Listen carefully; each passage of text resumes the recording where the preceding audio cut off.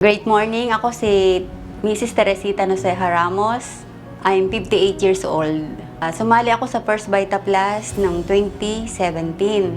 Sumali ako sa First Vita Plus kasi nagkaroon ako ng matinding karamdaman. Nakakala ko noon ay panlalabo lang ng mata.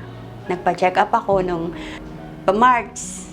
Ay nung magpa-check up ako sa Opta, sabi sa akin ng ophthalmology, walang diferensya yung mata ko. Nagpapa-check up ako, kaya lang napatransfer ako sa neuro kasi nung makita sa MRI, yung bukol ko, 8 cm lang. Tapos pinatagal ko pa ng 1 year, naging 12 cm na. Na ang sabi ng doktor, bubutasan daw yung ulo ko, kukunan ng tubig para malaman kung cancer. Pero salamat sa Panginoong Diyos, ipinakilala niya sa akin ng First Vita Plus. Sobrang lakas ng naturalesa ko. Yung operasyon na 12 hours, kinaya ko. Noon ako'y for recovery pa noon, naisipan ng center ng First Vita Plus Calamba na magbigay sa akin ng First Vita Plus na Platinum. Yun po yung nakatulong ng malaki pa sa akin. Kung hindi ko po talaga nakilala ang First Vita Plus, palagay ko po ay ako'y wala na ngayon. Kasi sa naranasan ko, kahit naman po sinong taong makaalam na gano'n nangyari sa akin, kahit ako hanggang ngayon, iniiyakan ko siya. Kasi nalampasan ko, imagine niyo po yun.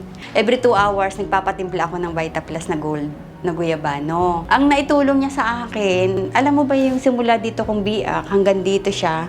Kasi parang face off, binuksan din yung mukha ko. Kasi tiningnan nila kung bakit ako'y walang paningin. Yun yung naitulong sa akin talaga ng First Vita Plus. Sobrang lakas ko na alam kong lahat ng dadanasin ko, kakayanin ko. Yung tumor ko na 12 cm, wala na siyang bahid na pinagtanggalan ng bukol. Wala na. As in, balik na sa normal. At salamat sa First Vita Plus, yung aking tumor na 12 cm, hindi niya pinahintulutan na maging cancer. Sa First Vita Plus, ito ako ngayon. Nakatindig sa inyong harapan, buhay na testimonya na nagawa sa akin ng First Vita Plus. Wala na akong maintenance na oral. Nagpapasalamat talaga ako sa First Vita Plus, lalong-lalo na kay Ma'am Doyi, Sir Sok. Talagang buhay ko na to. Hindi ako hihibalay sa First Vita Plus kasi ito yung nagpabangon sa akin at sa aking pamilya. Salamat po. Saka sa Panginoon, salamat po.